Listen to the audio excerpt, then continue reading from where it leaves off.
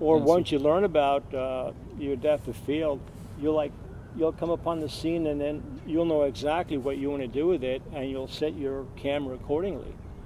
right, So, because so you you're can not going to be just guessing all the time. So that all comes with experience.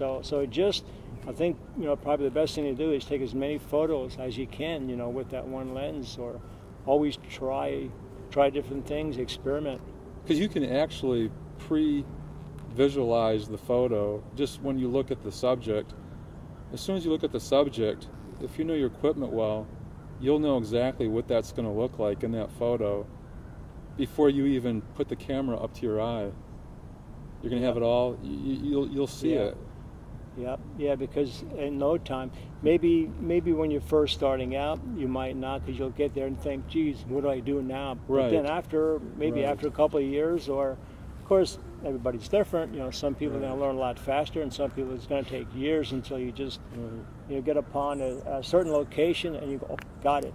I'm Yeah. going to do this and do that, and I'm going to use this angle, and light's coming in from here, and Right. I'm going to maybe use a reflector, or I'm going to add a fill light. So you'll know what to do with every situation, and that comes with practice, Right. and it comes with time. So people, they're gonna, somebody thinks, well, great, I want to be a professional photographer. Right. So I'm going to go ahead and buy this camera. I'm going to get a real good lens, and I'm going to be set. But first, learn the field first, though, before you take on these jobs. Because otherwise, if somebody's going to be paying you big bucks to do a job and you screw it up, it's not going to go well with you, and it could actually, cause you to lose interest and maybe go out of business prematurely. So, Yes. There's nothing. unless you have a thick skin, of course, you can take a lot of abuse, Right. which you have to take a lot of abuse anyway. You do. Now that that's on, now that Especially you brought when that you're up. doing commercial photography or even portrait, you're under a lot of pressure to take a good image. Sure. And because you're and being weddings paid. too, because there's no second weddings. chance. Oh my yeah. goodness. So it's not so. Right. I know you do a lot of weddings. You're a top wedding photographer, and I know your fees you do well on your weddings, but you're worth it from all the years of experience that you had. Tell them that. Oh.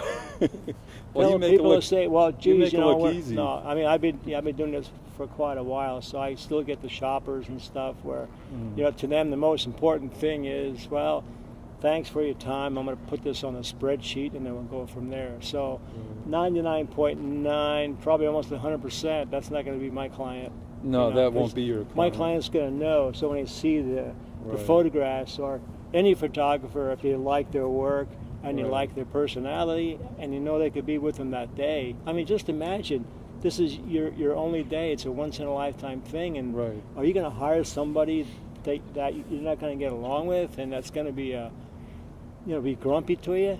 I can be grumpy too, but you got to be happy that day, and you got to treat them like royalty. Right. So that's what you have to do, and of course, by doing that over and over again, it's going to become habit, and then you're going to get the reputation out. So somewhere along the line, we sort of switched tracks, talking about that. But that's a good point too, because in photography, there's so many different branches There's that so much lead to out photography. and back again.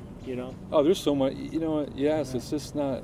There's so much in photography there's just so many roads it leads down, but it all goes to one end, and that is being able to give the client what they want. Yeah, right, exactly. But Just being able to give them top quality stuff, and then make it a great experience. That's the other that's right. part Make it a of great experience. Yeah, because why do you think so many of these people may be entertainers? Because they're just fun to be around. They're just Right. fun to listen to and stuff. So you're at a wedding, and you're sort of like an entertainer.